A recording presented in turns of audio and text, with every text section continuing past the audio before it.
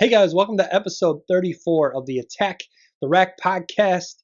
We've got a really special guest today. Ryan Klingler is joining the program. He is a recurring guest. Today we're going to talk a lot about the NBA playoffs. But before we do, I got to give a huge thank you to all of you out there supporting the Attack the Rack YouTube channel. We've recently hit 1 million views, and I can't thank you all enough. All right, Dale, roll the intro. Welcome to the Attack the Rack podcast. I am your host, Kurt Van Hecken, and you are tuning in to the #1 rated podcast on the planet based on the people that rated it #1. The Attack the Rack podcast is brought to you by Get to 2 Media.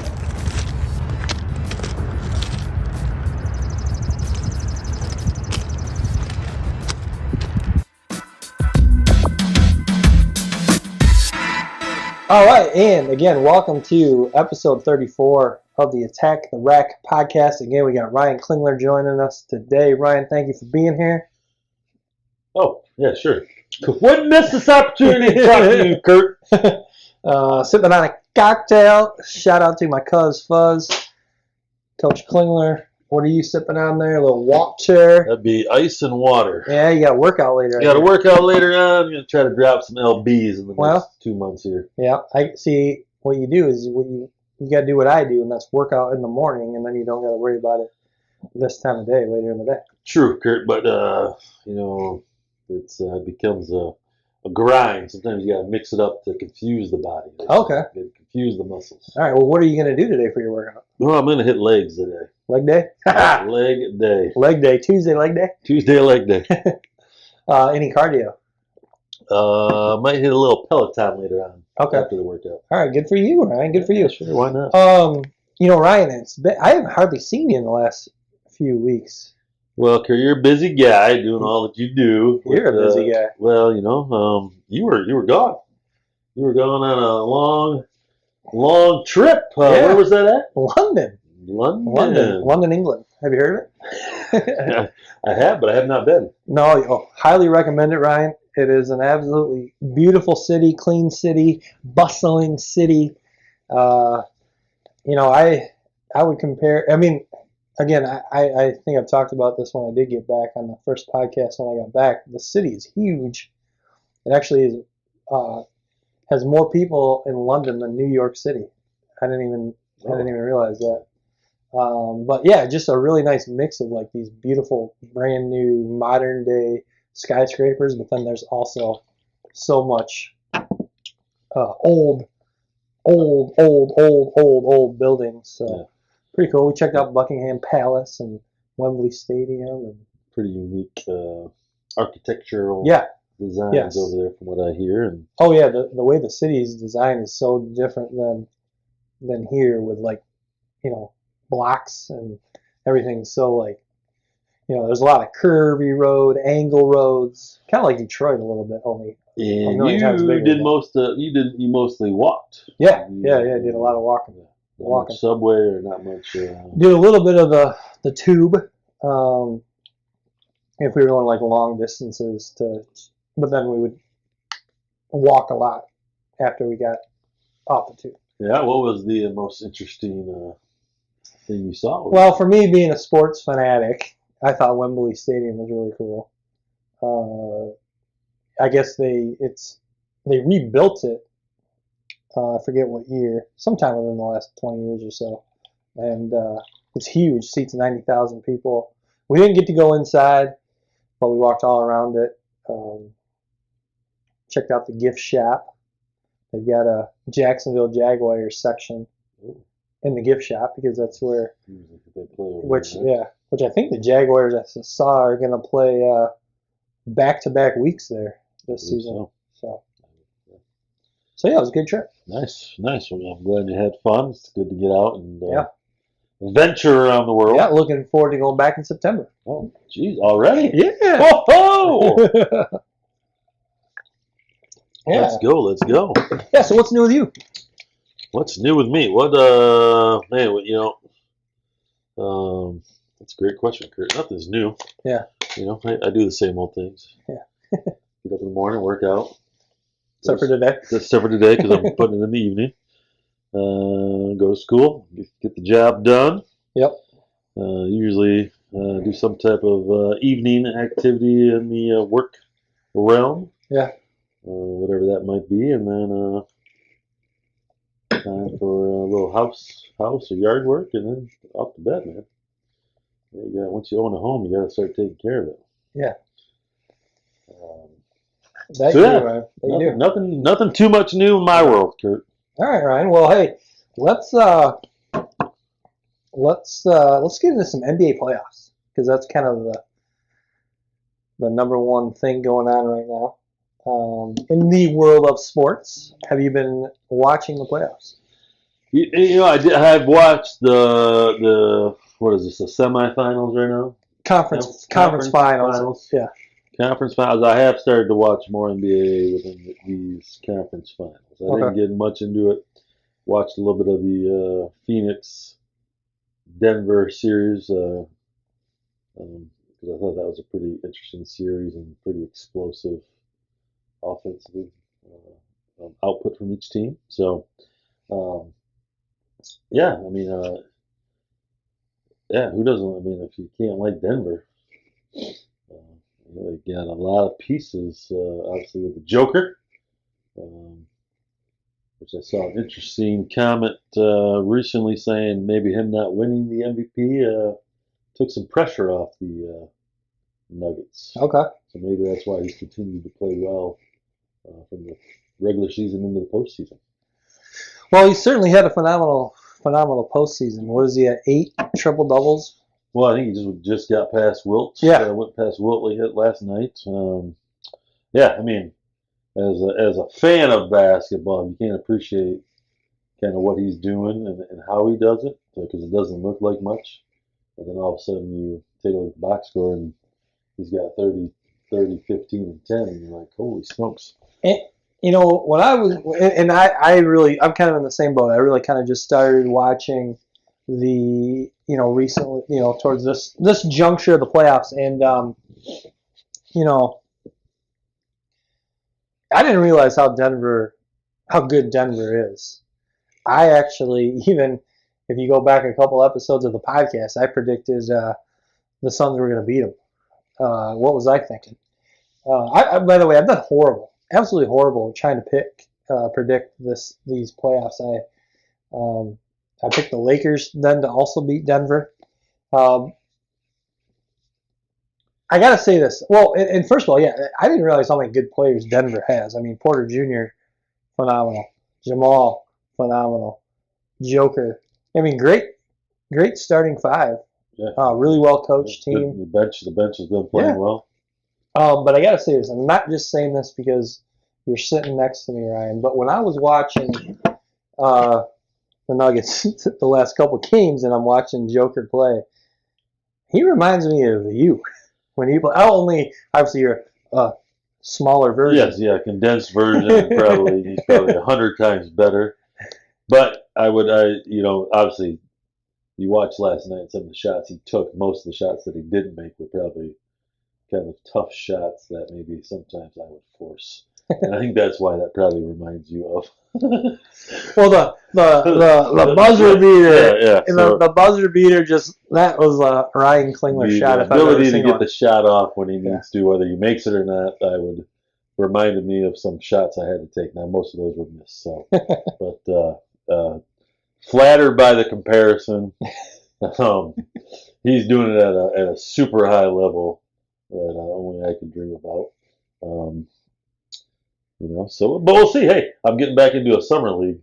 For the first time in about 5 years. So it's been 5 years since you, or at least played consistently. Consistently in a competitive environment, like I'm hoping it is. So nice.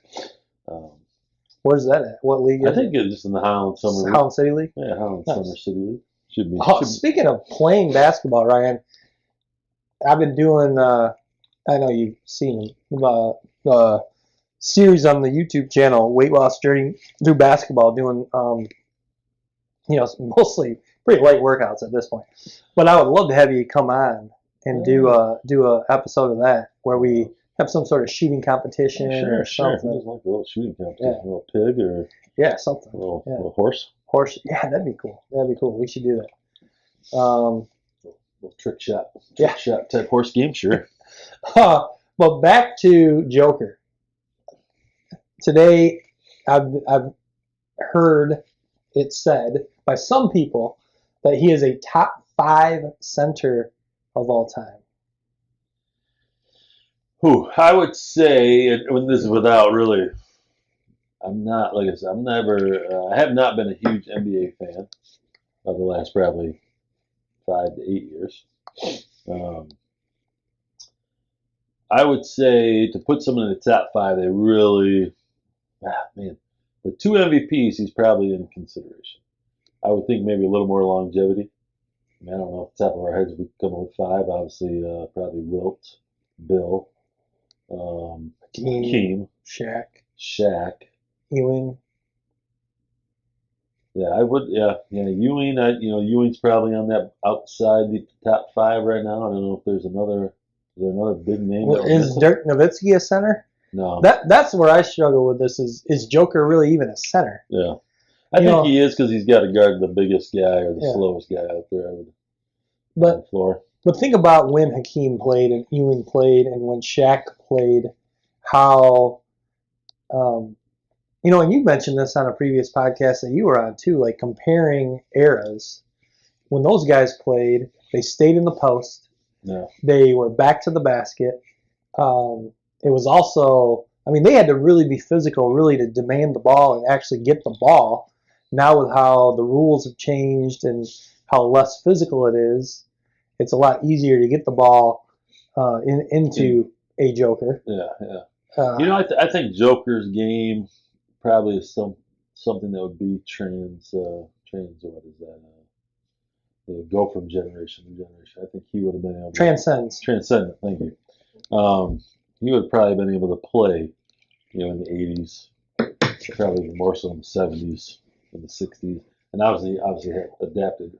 He would have that outside game, but I think if you watch him, I think he's best at that mid post, high post because of his passing, and his ability to finish in unique ways, like a little bit Hakeemish of off balance, getting the defense to go where he wants them to go, so he can get a shot off. So, with 2 MVPs. No championships, which I think that we'll get. You said you wanted to ask about that later on. With a championship, I think that probably could get him up there into that top 5 because I can't think of a 5th one. Because and I'm sure there are. Obviously, could go all the way back to a big George Mikan. Yeah, George Mikan. So you have to look at some of those numbers, but Alonzo Mourning. Yeah. Again, Joker with 2 MVPs might toss him in front of a guy like Ewing, a guy like Mourning, especially if he wins a championship. Yeah. What do you think though about defensively? Could Joker guard a Hakeem Olajuwon? Could he guard a Shaq? Could he guard an Ewing? Could he guard an Alonzo Mourning? I do, because of his size. I think he would have the ability to, battle those guys just as well as they could probably battle him. But maybe make it a little bit tougher. I don't think he's seeing the strength of some of those guys that he would see back in the 90s and 80s.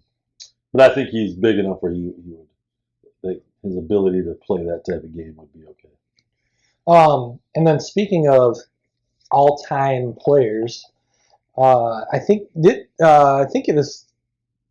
Did Steph have a 50-point game in the playoffs? I think maybe he did. I think the 3rd game that needed him or something. Yeah, because I think it was kind of right after that. All of a sudden, I started hearing, "Is Steph top 2 player of all time?" Where do you think? That's ridiculous. But phenomenal player certainly. Where do you think at this point he's got how many championships? 3 or 4? 3 or 4. 4, I think. It is 4. So, I don't know if you could put him in the top two. I don't know if those top two spots could be overtaken from Jordan or LeBron. Yeah. Obviously everyone's going to differ on that and who the GOAT is. I don't know. Steph, I think the one thing Steph probably could say more than maybe a LeBron. I don't think he could. I think it's the same realm as Jordan. I think he changed the game. I think Jordan changed the game in the sense that people saw Jordan and everybody wanted to play like Jordan and be Jordan. Everyone wanted to be like Mike. Yeah. That changed how basketball was played all around the world. Curry probably had that same type of influence of changing the game. So, but I don't think you can. How can you take that away from LeBron? I mean, he's got 5 or 6, right? Championships? LeBron? Yeah. No, Yeah. he's only got. Well, I'll call it 3.5. 3.5. He's only The got bubble. Oh, yeah. I'm giving LeBron too much probably, but LeBron I think has been so dominant for so long, which is amazing. Yeah. What is he? 38. Right? Yeah. And he had 31.5 last night. And then what do you do in the second half? Yeah, and I think that's, you know what? I think it took, watching that game in the third quarter, it took him about 8 minutes to get his first shot of it. Yeah, like that. right.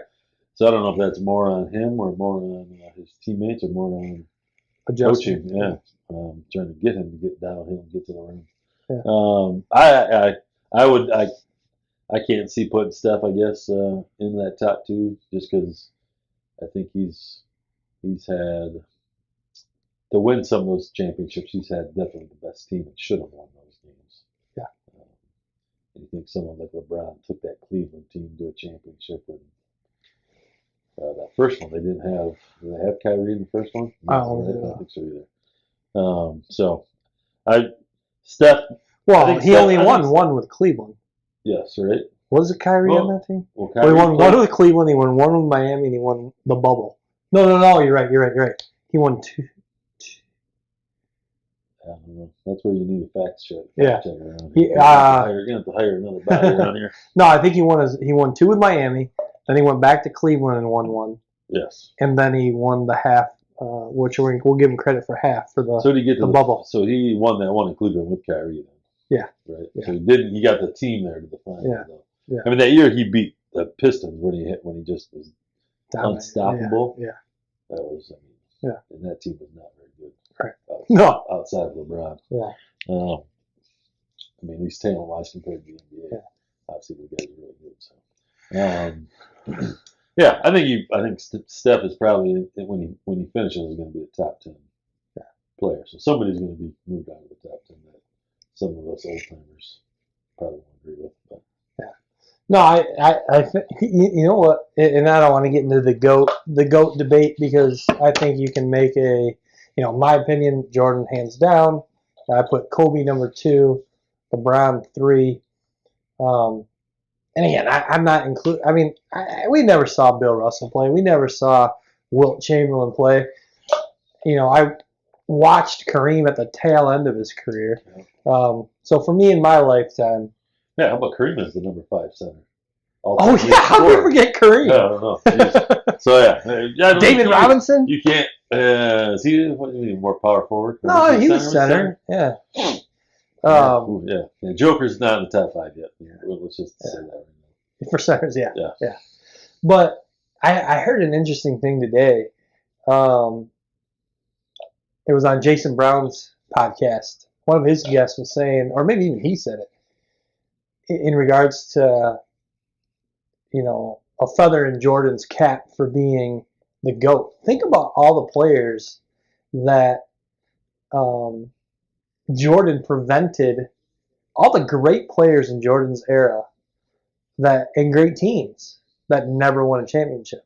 Stockton and Malone, Barkley, Ewing, those guys never won a championship. Clyde Drexler. Did Clyde sneak one in with Houston later? But the Portland team was pretty darn good. I was thinking of the Portland team, but he knocked out. But then and then you look at today, they're like a lot of people like LeBron hasn't prevented. Who's LeBron? Who's a great player that hasn't won a championship that LeBron has knocked out or prevented from winning a championship. Curry's got championships. Durant's got championships.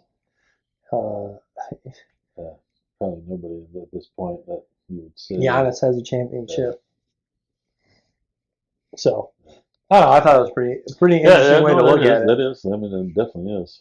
Okay, and then one other thing in regards to like all-time players.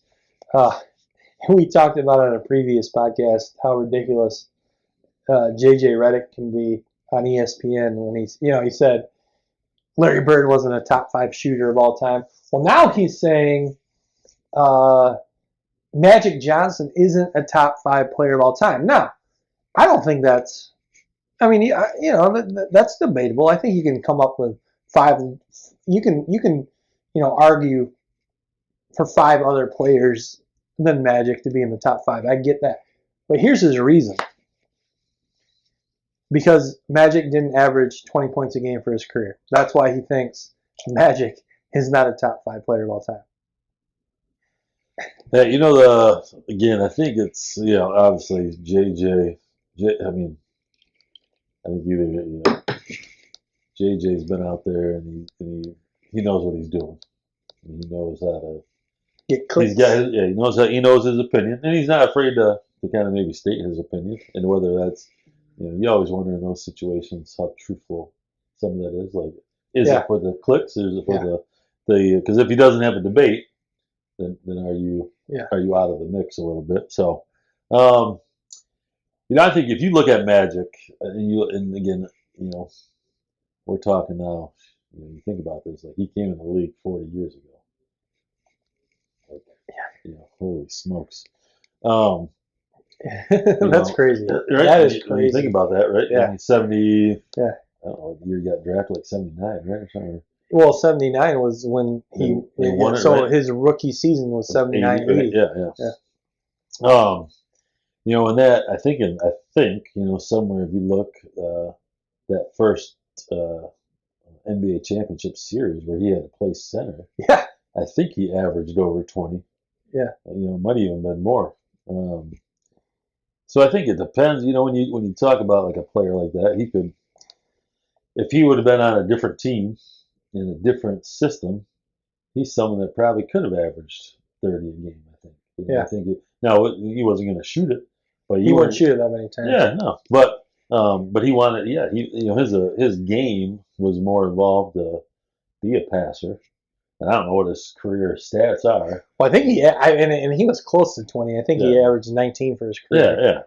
Yeah. But I think if he's not on the Laker team, maybe he doesn't win as many championships, but then maybe he does have 1 or 2, and he's averaged 25, 10, and 10. Yeah. And maybe all of a sudden there's a guy that there's no doubt that he could have went out and probably got a triple double like Russell Westbrook for a season. Oh yeah. But he didn't need to. Right. He didn't need a rebound when he got Kareem and Kurt Rambis and all the guys that the Lakers have, and he didn't need to score because he had Byron Scott, he had James Worthy, and he had Kareem. So he cared about one thing, winning, and he won it 5 times? Yes, exactly. And I think sometimes again, stats don't share the whole story.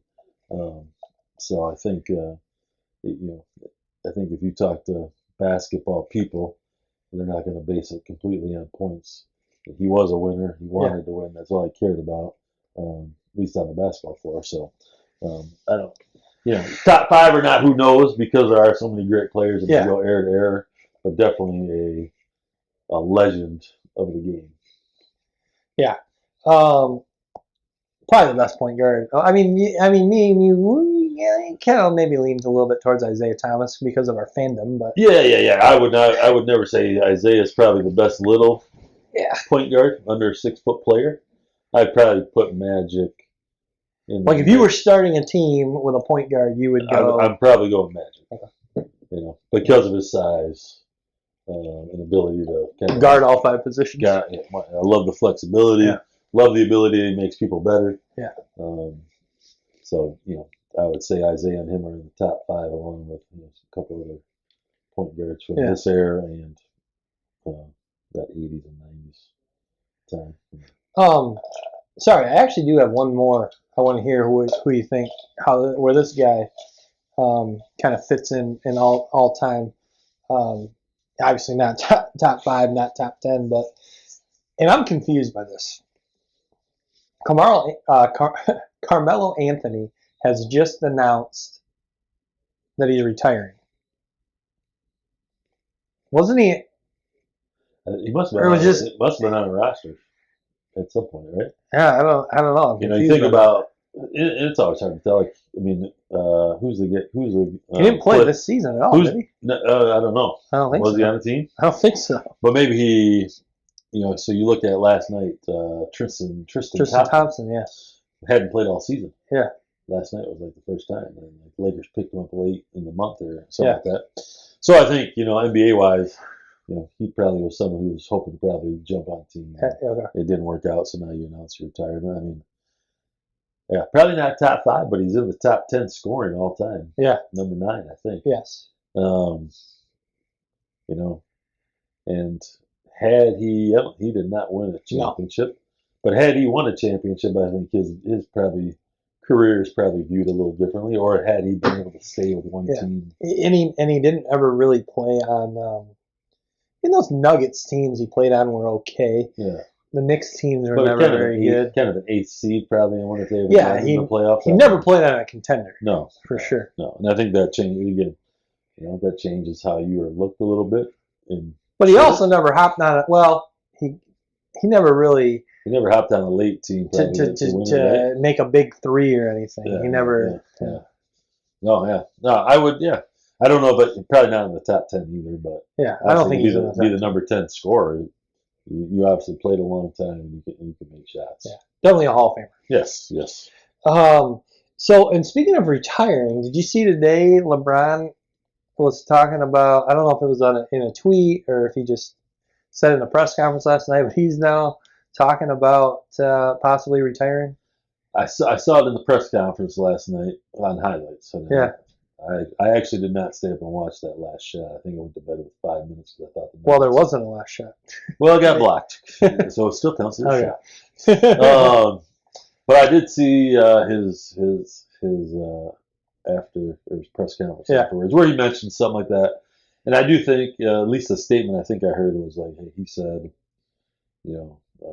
his goal would be to play with Little LeBron. Yeah.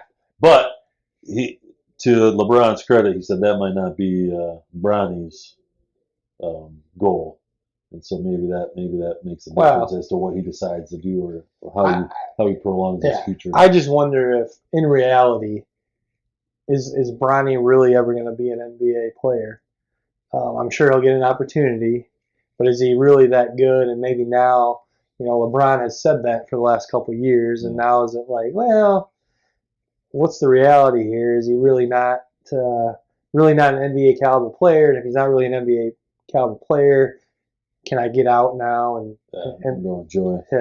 And maybe even save some embarrassment because he's been hyping up Ronnie. Yeah. It'll be interesting, right? I mean, because he's going to be at USC. Yeah. So it's still obviously a top echelon program in the college world. Power 5 conference.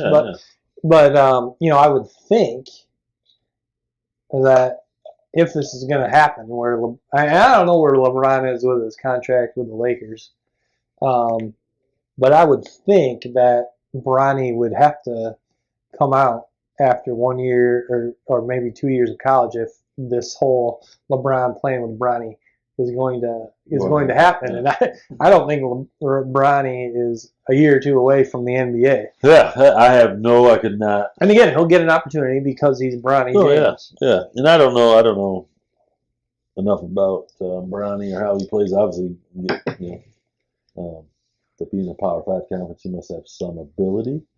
I think the big thing will be is if that's that's a goal for Bronny, that he comes out early so they can do it. Yeah. And if it's not something he wants to do, then LeBron probably makes a decision more based on what his son wants. Yeah. Again, at 38 and scoring 31 last night in the first half, Bron obviously still has some ability to probably be a contender. I think he's still the best player in the NBA. Yeah. I think it just depends on how he's used and the pieces around him. How much he cares. Yeah. Exactly. It's taking nights off. Yeah. definitely not easy to do all that at 38.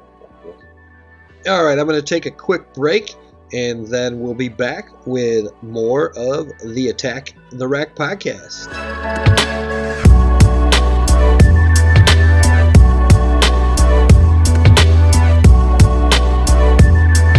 And welcome back to the Attack the Rack podcast. Hey, Attack the Rack fans. I got to take a second here to give a quick shout out to the sponsor of the program today. Water has been a longtime sponsor of the program. We have talked in the past about many different uses for water, but now it's summer, it's hot, and your lawn needs water to stay nice and green. If you want a green lawn, choose water. Did you see the draft, the NBA draft lottery? I did not watch it. Yeah. And usually I would have. I forget what I was doing, but probably working out. It was. Or working. I think I was working actually. I'm just joking. I was working. I think I was probably shifting. I was obviously, being Michigan fans, Detroit. Yeah. Obviously, they didn't turn out the way they wanted. But you know what? And obviously this year is different with the Victor.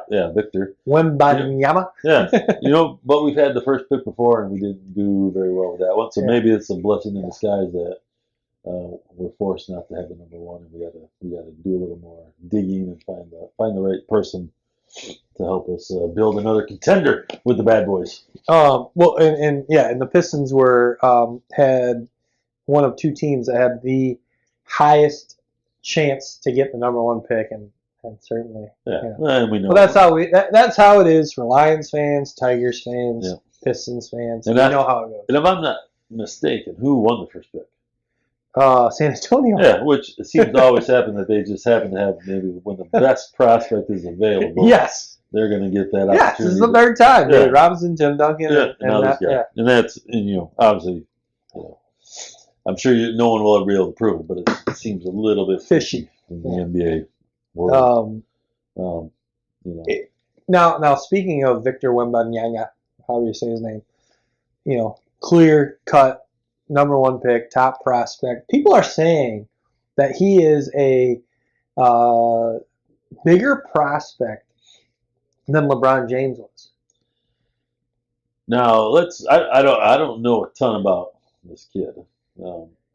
He's in high school right now.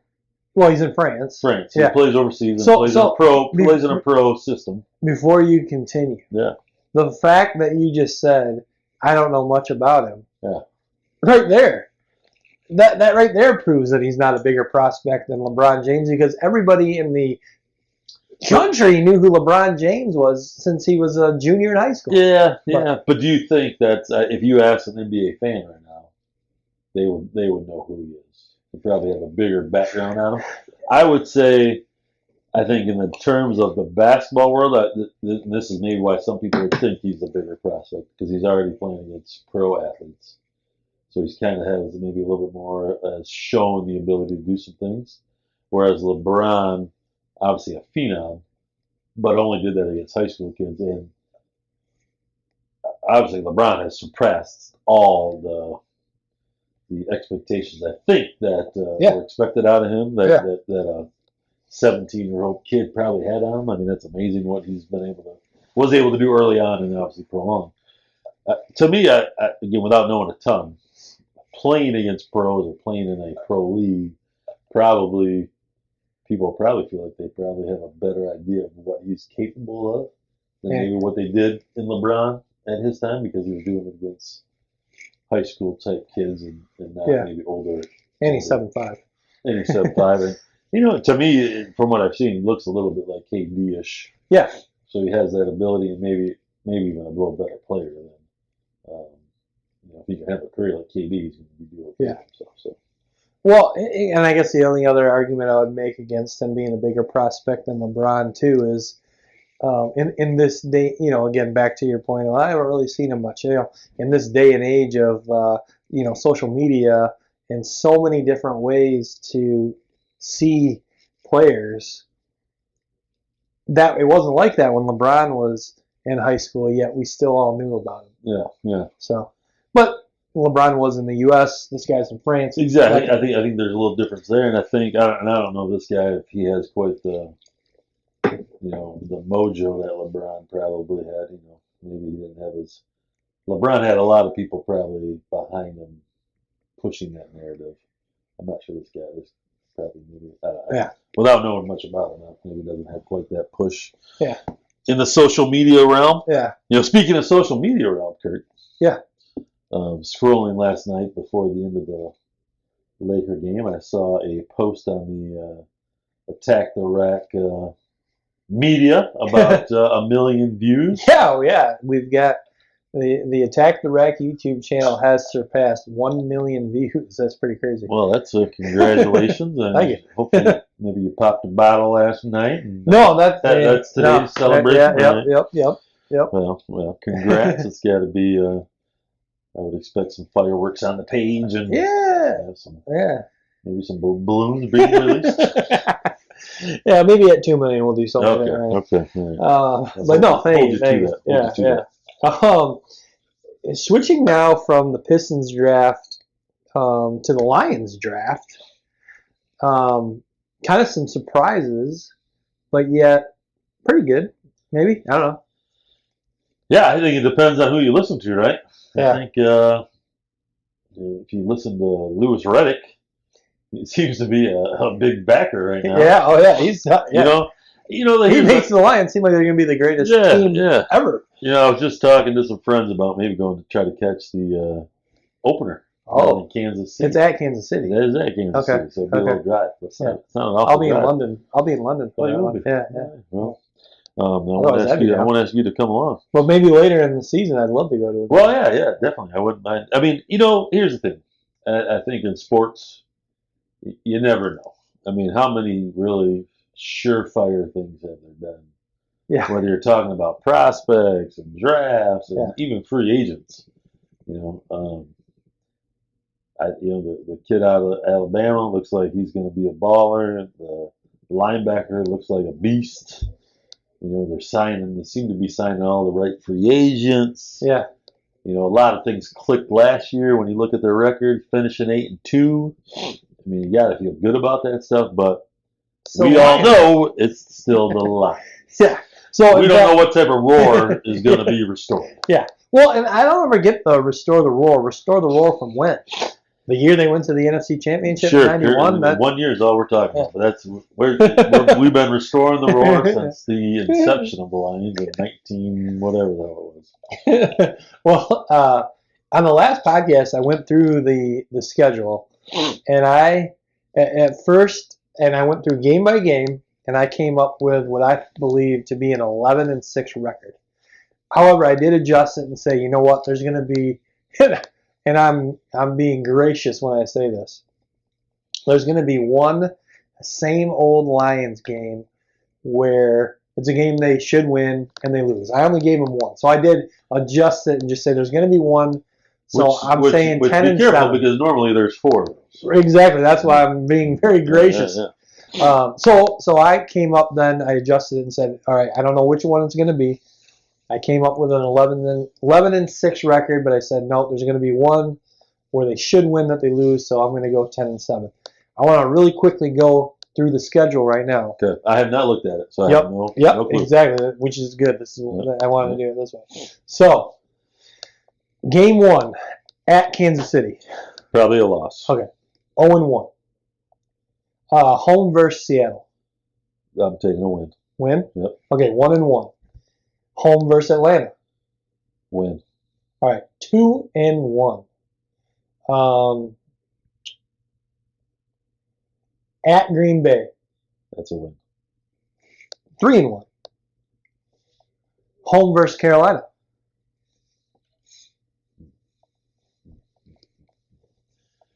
Carolina's going to be much improved, I think, but I think they beat us at home last year, if I recall. I think close one. It was at Carolina right at the end of the year. It was a must win, and we lost, right? So I think the Lions come back with a little bit of attitude and win that one. Okay, so 4-1. Yep. At Tampa Bay. That's a win. So what are we at? 6-1. I believe so. At Baltimore.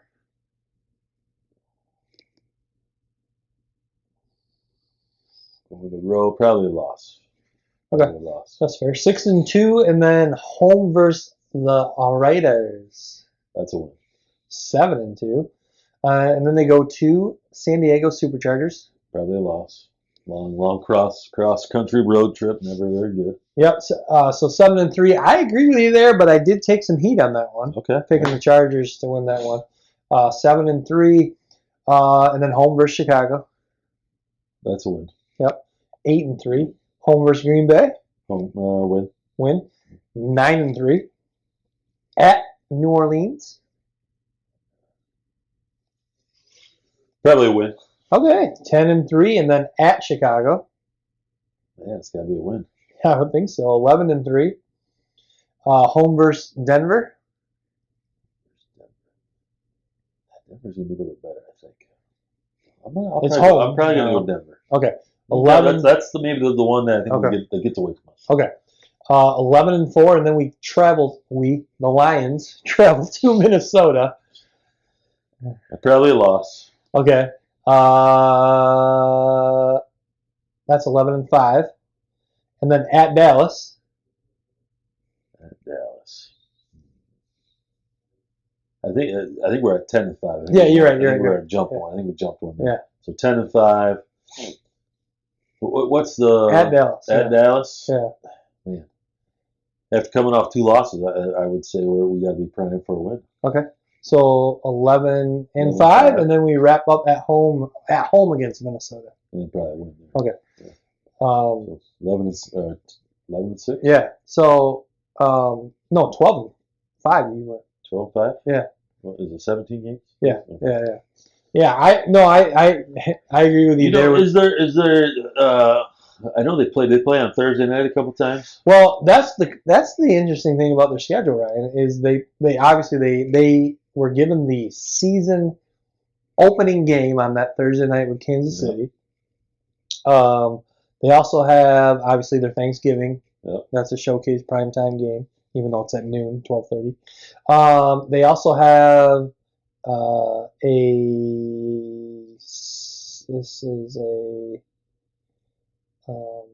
it's either a Sunday night or a Saturday night.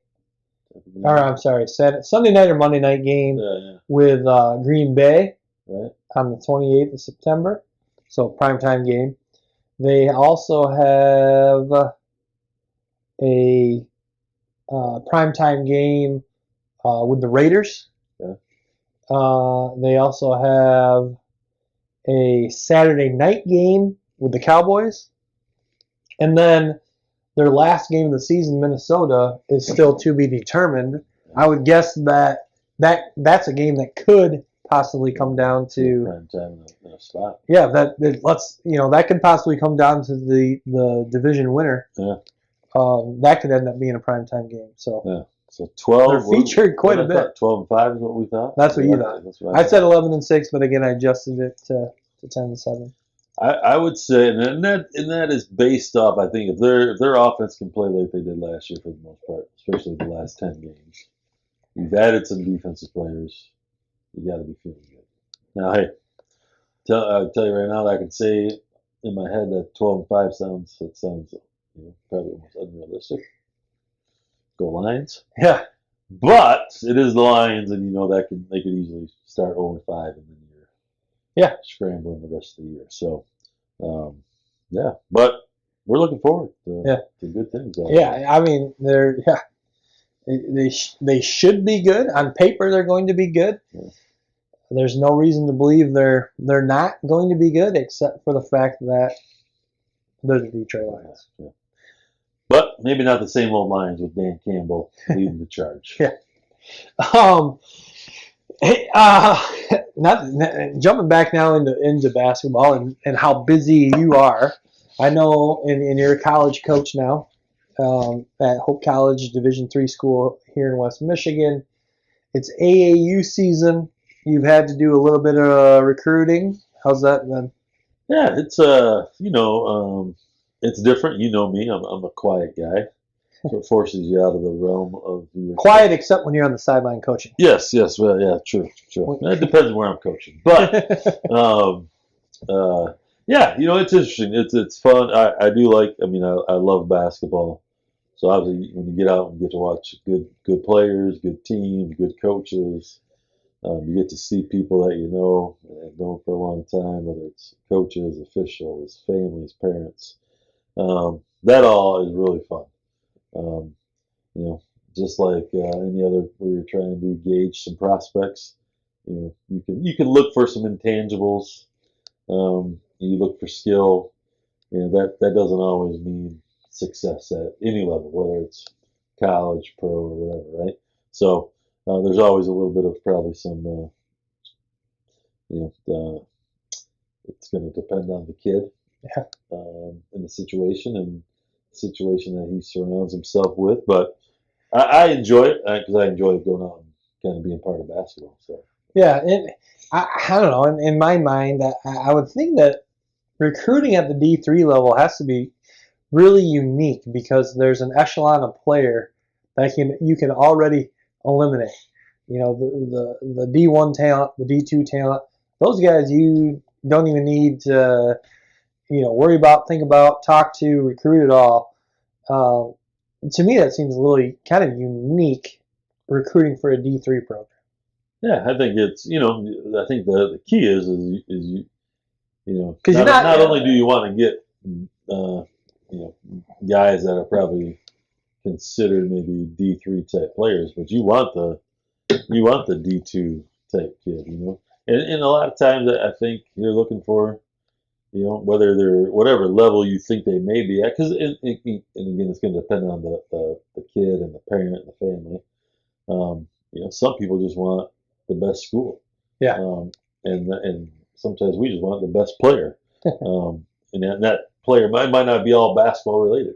Because you've got to think about the type of chemistry you're willing to build around your program. So I think there's just a lot of different like moving parts when you're recruiting. Obviously, when you can get whatever level, if a D2 can get a D1 kid, that helps that program out.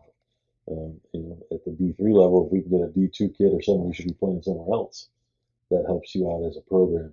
And I think you see that year in year out with the teams that are the most successful.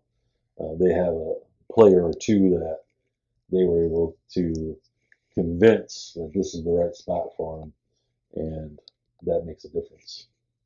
Yeah.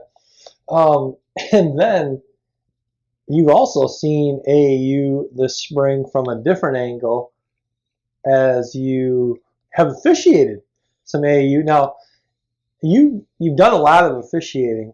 You've never done any official game officiating. You've officiated a lot of Saturday morning basketball stuff, team camp stuff in the summers, and now you've officiated at the AAU tournament level.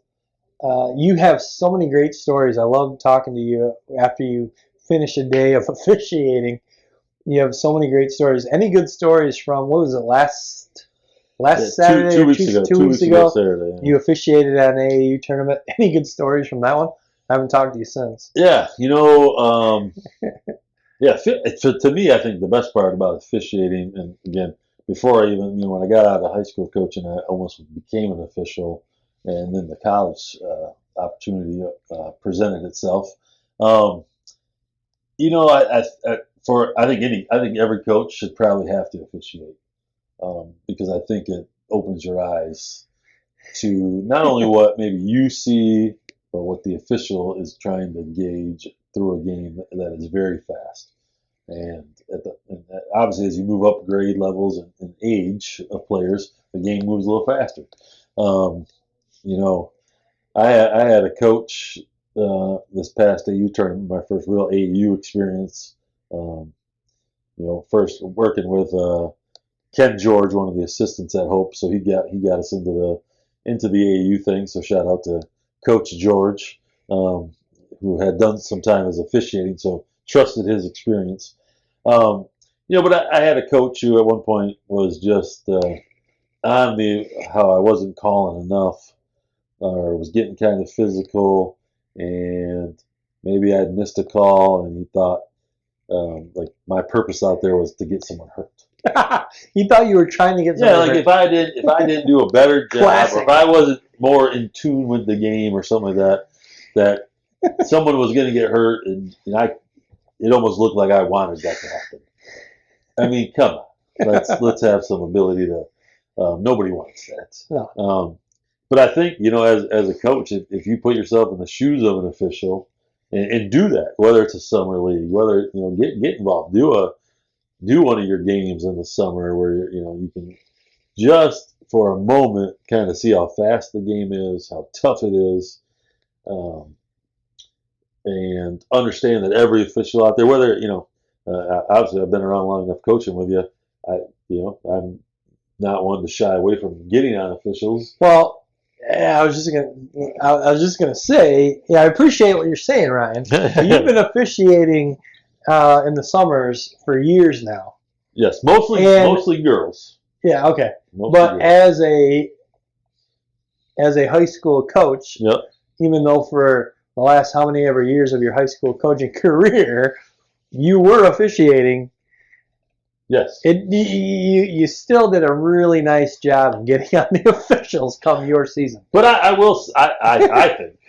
think within my last probably obviously there are a lot of things that go into that probably, but I do think as you mature and you start to see that, or you even go through some things,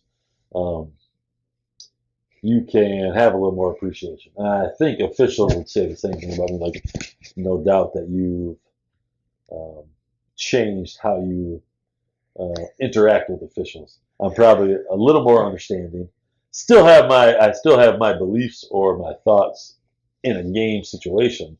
But I think it also, I do think officiating has allowed me to like maybe take a step back and not take it as personal as probably my first 5 to 7 years of coaching high school, where I thought like this guy just didn't like me, or he just was an awful person or awful official, things like that, and how could you blatantly just miss something, and I will say I think the speed of like AAU or something that's super competitive, maybe a little bit outside the summer league stuff, where it's maybe a little more low key. It really was probably even more eye opening that like these guys, this is a tough job, and I was doing, maybe it was even tougher because I was doing a little bit of I think 5th, 6th, and 7th grade. I think maybe even as you move up the ladder, like to a high school level, the game almost cleans itself up a little bit, so it becomes a little bit easier. But yeah, nothing too crazy. You know, I think we did. Because those AAU terms can get pretty crazy. Oh yeah. I will say I think the coach that was getting on me got tossed in the next game by a more veteran official who probably had said, yeah, enough. I'm not going to kind of take this. Where I was kind of more on the side of, I've been a coach. I get it. You're upset. You're fighting for your players. You're making sure you're working me. You want to make sure you get every opportunity here. Maybe I probably waited too long to probably set the tone. Whereas a veteran official in the next game was like, "Hey, you aren't going to talk to me that way. We're gonna do this differently." And said, "See you later." Well, overall, did you enjoy it? Is it something you I do. again? I talked to the head guy and said, "Hey, next time, if you got 5, 6 games, we can do it again, man. I'm all for it." Okay. I enjoy it. I enjoy talking to kids. Again, enjoy talking to coaches. I think the game needs a little bit more of that. I think sometimes we all feel like we're out to get each other as coaches, parents, players, and officials. I think we've got to find a way to probably build a little more community, that we're all in that situation for the same thing. We want to build the game and make it better. And I think that gets lost in the competition sometimes. Yeah. All right, Ryan. Well, hey, I really appreciate your time. I know you got a big workout you got to get to. Yeah. Definitely appreciate you joining the program again for the third time. There we go. Can't wait till for the 4th time. We'll get you on the weight loss basketball journey workout video here series as soon as you're available. But hey, before I let you go, I want to end with I want to get a couple predictions from you. Okay. A two-pack of predictions brought to you by Realtor Ryan. The Realtor Ryan two-pack to end the program today. Real Estate Ryan has been in real estate for over 20 years and can help you with all your real estate needs.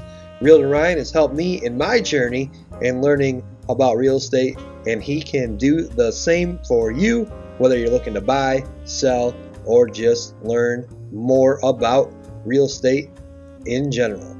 Ring Realtor Ryan. All right, Ryan. First question.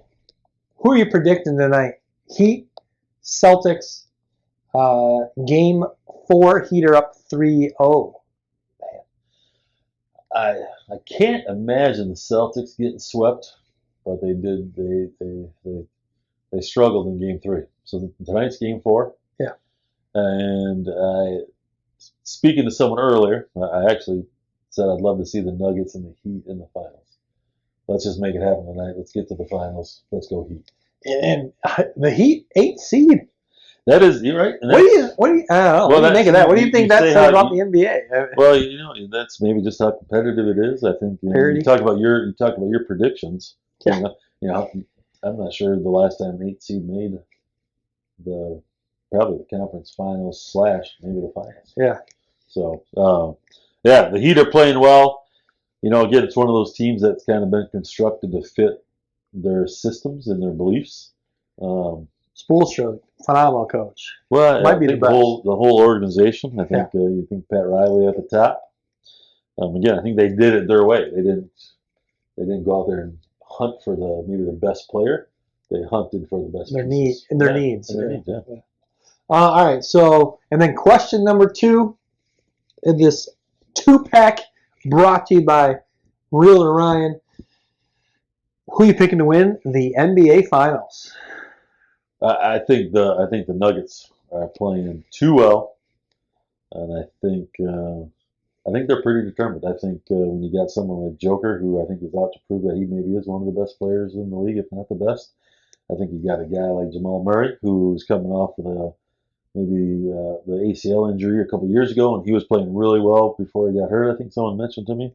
I think again that's another one of those things, and sometimes you think of Denver that some of those guys are kind of some misfits maybe that have been brought in and they're looking for some redemption.